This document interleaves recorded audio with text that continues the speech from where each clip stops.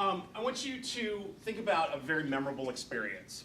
Something that is good, bad, ugly, and different.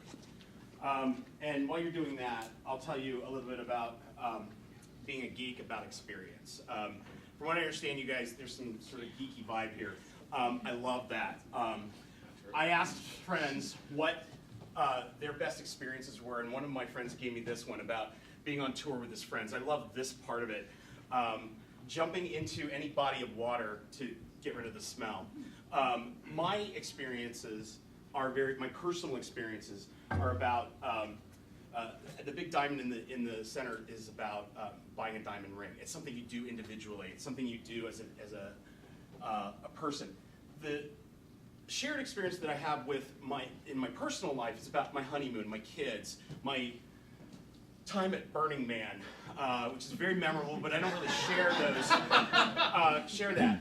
Shared experience is something what I really focus on in my work, and that is these things that you might recognize. 9/11, we shared that. If you've ever been rickrolled, you share that with friends, right?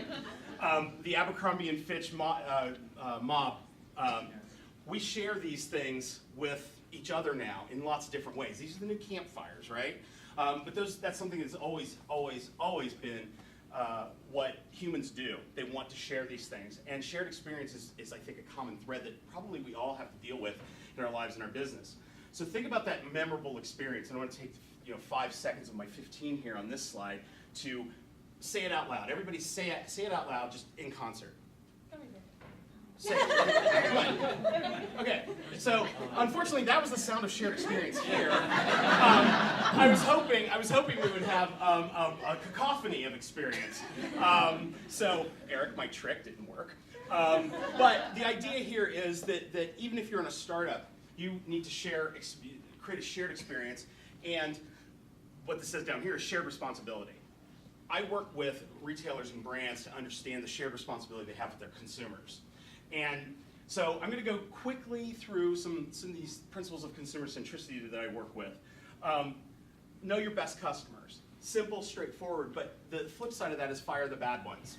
Understand who they are and really bring them to life. Best Buy's Barry and Jill. Keeping it fresh. West Elm and Pratt, the design firm, the design school, have come together to create a whole line of products for West Elm. Martha and Lady Gaga always keep it fresh. Wonderland hopefully will be about keeping it fresh. Collaborating across functional areas. This is an internal thing, but I did a project with Humana where we brought people from all over the organization together to meet the consumers, meet them where they are, and it was a phenomenal experience. Create direct responsibility of the consumer for all your staff. This is, again, an internal thing, but it reaches out. 12th Force, I think, is one of the best examples of this. Zappos is culturally embedded in their organization, right? Maybe I'm going too fast now. Align everything around the ideal experience. Nintendo did a shop at Toys R Us in New York, and it was about creating an ideal experience, and they wrapped all of their operations around that moment. This is when we start to get external, and this is, I believe, what Lexington does, a lot of this sort of really digging into and analyzing what the customer is about, hierarchy of needs, those sorts of journey, first-person thing. Know your story. This is critical. Black Friday used to be something that I came from retail, so Black Friday used to be something that we just talked about in the office. Now, it's in ads, right? The word BOGO, buy one, get one, it's out there. We know it as a collective.